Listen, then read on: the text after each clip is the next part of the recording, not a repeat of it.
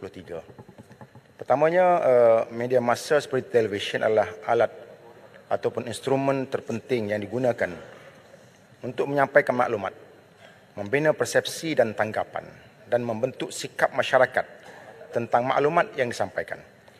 Media telah terbukti alat atau perantara terpenting dalam menyampaikan maklumat dan mesej tertentu. Kepentingan media bukan sekadar terhenti setakat menyampaikan maklumat sahaja, tetapi lebih daripada itu kerana media berperanan dalam membentuk pola pemikiran masyarakat.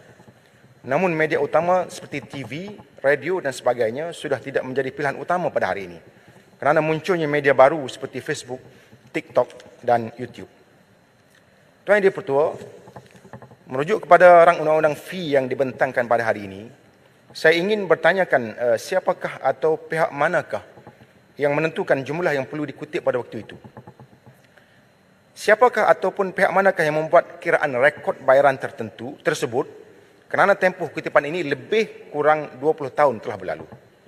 Saya mencadangkan satu jawatankuasa bebas perlu diwujudkan untuk menilai kesemua hasil kutipan tersebut sebelum ia disahkan di sini kerana ia melibatkan masa yang terlalu panjang dan melibatkan beberapa pertukaran Perdana Menteri. Tentunya banyak kelompongan yang berlaku.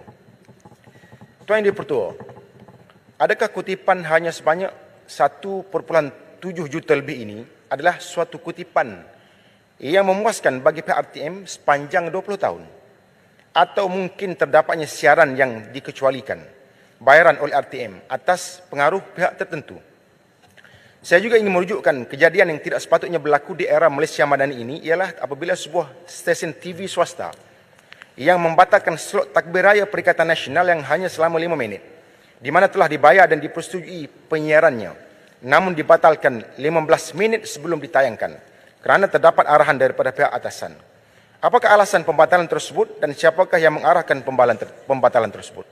Saya mohon Menteri menyiasat perkara ini dan dapat memberikan jawapan tuntas dalam insiden ini. Kerana biasanya Tuan Dipertua yang takut pada takbir ini ialah bukan manusia. Untuk ingatan bersama, kejadian malang ini sangat bertentangan dengan impian dan harapan, terutamanya Yang Umat Tambun sendiri. Suatu ketika dahulu yang bersungguh berjuang untuk mendapatkan akses media yang bebas dan adil. Malah kerajaan Madani ini masih melaungkan ia adalah kerajaan yang akan memberikan keadilan kepada semua, termasuk akses kepada media utama. Tuan Yang Dipertua, mengambil ibrah dari kejadian tersebut, saya ingin mencadangkan agar RTM lebih terbuka untuk memberi peluang penyiaran kepada semua pihak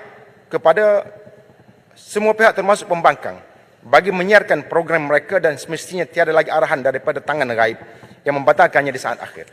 Dengan ini, pendapatan RTM secara automatik akan bertambah kerana membenarkan banyak pihak untuk menyiarkan siaran mereka di TV atau radio, khususnya sebagai salah satu cara untuk bersaing dengan media baru yang boleh diakses dengan lebih terbuka dan tulus agar lebih digemari oleh masyarakat hari ini.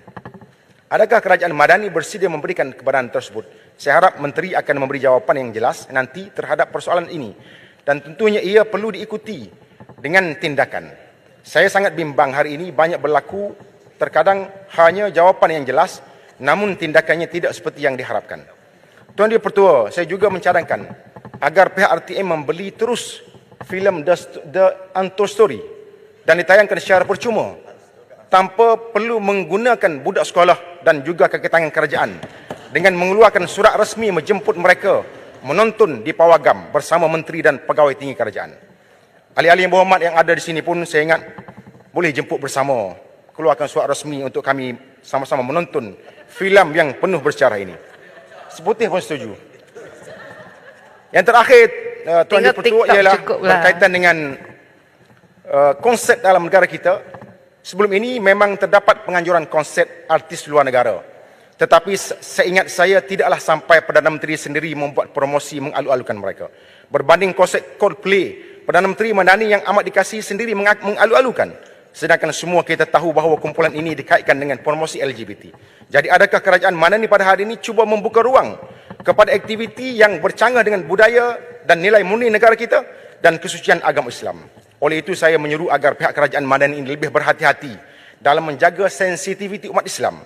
Jangan nanti digelar menunggang agama kerana dalam masa yang sama menjemput para alim ulama, cendekiawan Islam luar negara dan dalam negara mengadakan diskusi dan majlis ilmu sama ada di Seri Perdana dan lain-lain tempat, tetapi turut menjemput ataupun mempromosi aktiviti yang bercanggah dengan nilai ilmu Islam.